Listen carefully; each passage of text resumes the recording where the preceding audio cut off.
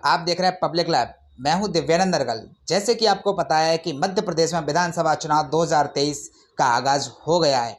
लगभग आज आखिरी दिन है नामांकन वापसी की। और मैं आपको बता दूं, हर एक विधानसभा के अंदर हर एक प्रत्याशी अपनी जोर आजमाइश में लगा हुआ है, वोटर्स को अपने ताकत बताने में लगा हुआ है अपने पार्टी की।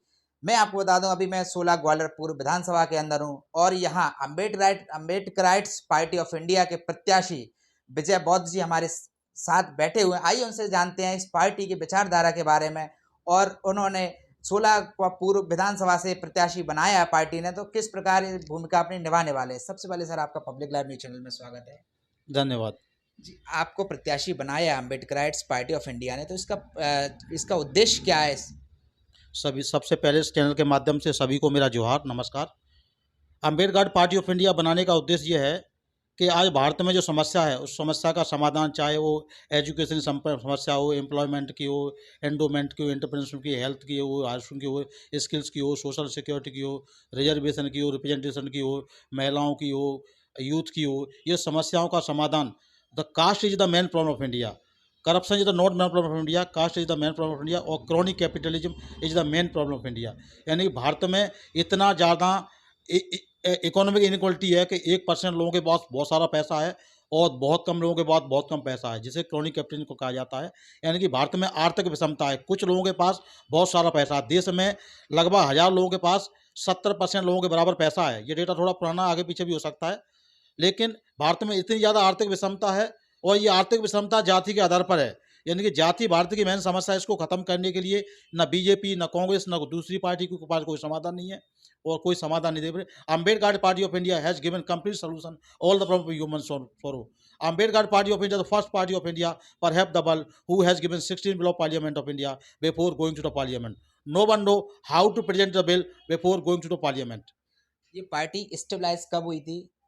ये पार्टी 6 दिसंबर 2013 को इलेक्शन कमीशन ऑफ इंडिया में रजिस्टर्ड हुई और उसके बाद 2014 का इलेक्शन लड़ा और कैंडिडेट लड़ने के मामले में अम्बेडकर पार्टी ऑफ इंडिया 70वें नंबर पर रही, जो वोट परसेंट के मामले में 22वें नंबर पर रही थी।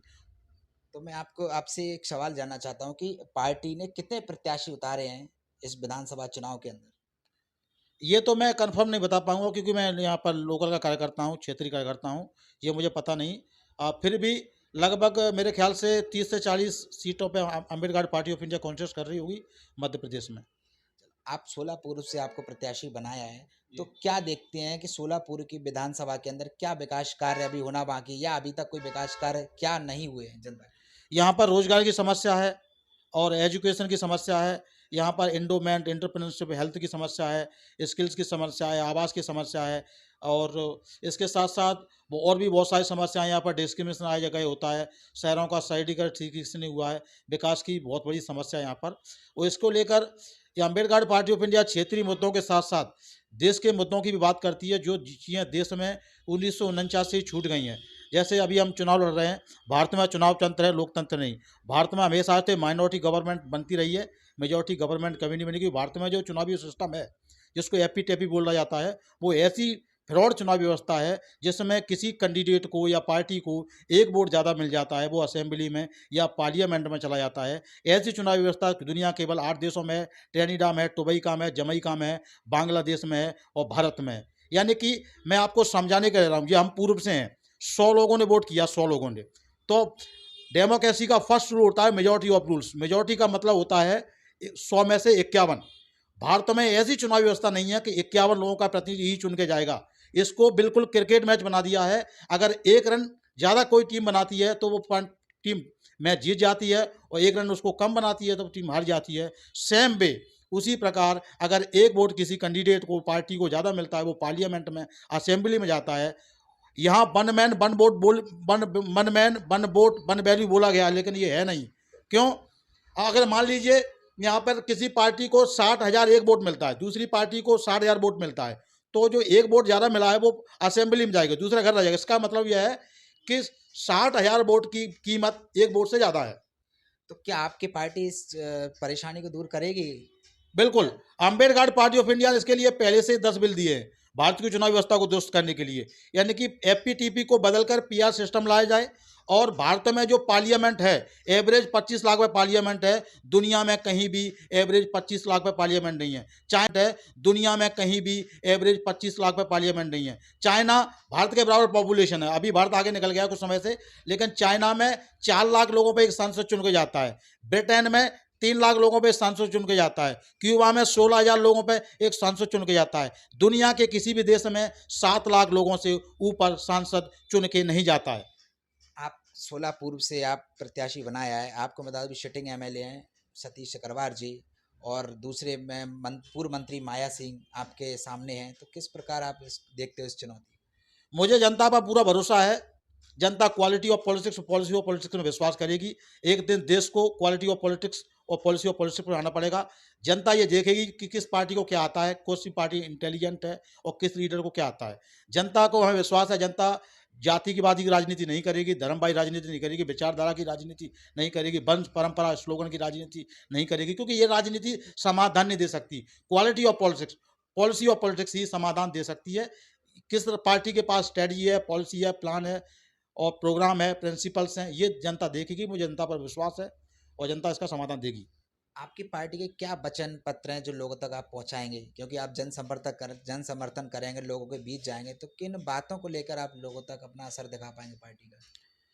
देखिए, सभी पार्टियां ये दावा कर रही हैं कि हम गरीबों को 1 रुपए किलो अनाज देंगे, 2 रुपए किलो देंगे, हम महिलाओं को ये देंगे 1,000 रुपये किलो, और आपका जो सिलेंडर है वो 400 रुपये का, 500 रुपये का देंगे।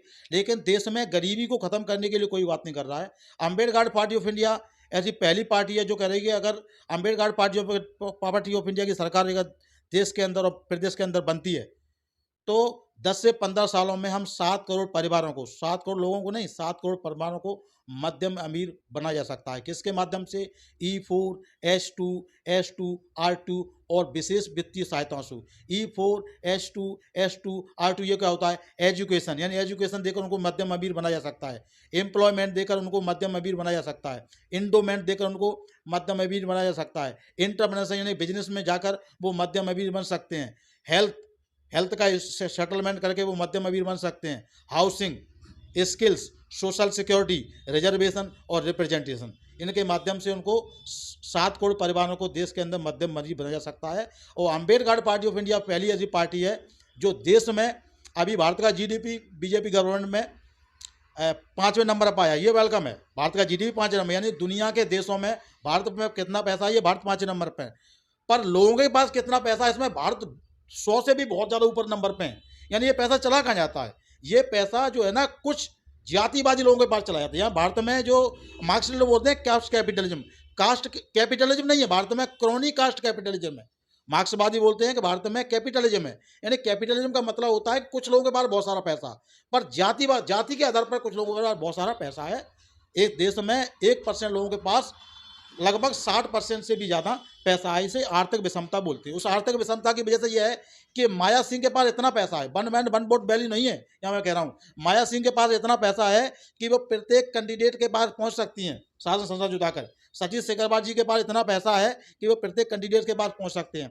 अब भारत की डेमोक्रेसी ने इसका क्या सेटलमेंट किया है? अब किसी इंसान के पास, आप कह रहे हैं one man one vote value है, किसी इंसान के पास इतना भी पैसा नहीं है कि वो 10,000 रुपये फार्म अपने, अब रिक्शे वालों को रिप्रेजेंटेशन कौन करेगा, गरीबों को कौन करेगा, किसानों को कौन करेगा, मजदूरों को कौन करेगा और आदिवासियों को कौन करेगा? इन लोगों का रिप्रेजेंटेशन देश के अंदर कैसे होगा?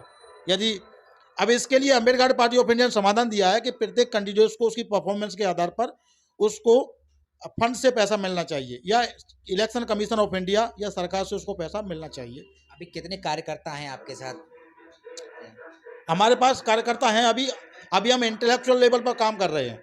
अम्बेडकर पार्टी ऑफ इंडिया के जो प्रेसिडेंट हैं विजय मानकर सर, वो ओपन चैलेंज करते हैं कि जितने भी इंटेलेक्चुअल फोर्सेस हैं देश के अंदर, चाहे बीजेपी के पास और कौन सा कांग्रेस के आए, वो ओपन प्लेटफॉर्म पर डिबेट करने के लिए तैयार हैं। और यहाँ से मैं कह रहा हूँ जितने भी कैंडिडेट हैं ग्वालियर पूर्व में, I am ready to debate discussion any time anywhere to open challenge, कि उनके पास क्या पॉलिसी है। नीति के आधार पर आप हमसे डिबेट कीजिए।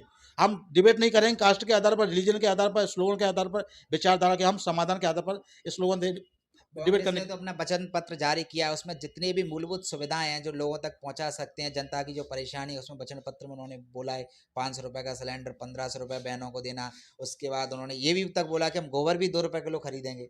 मतलब जनता की जितनी मूलभूत सुविधाएं हैं, उन्होंने बोला है कि अगर पार्टी या आती है शासन में या जनता का आशीर्वाद रहता है तो हम इन सारी चीज़ों को पूरा करेंगे।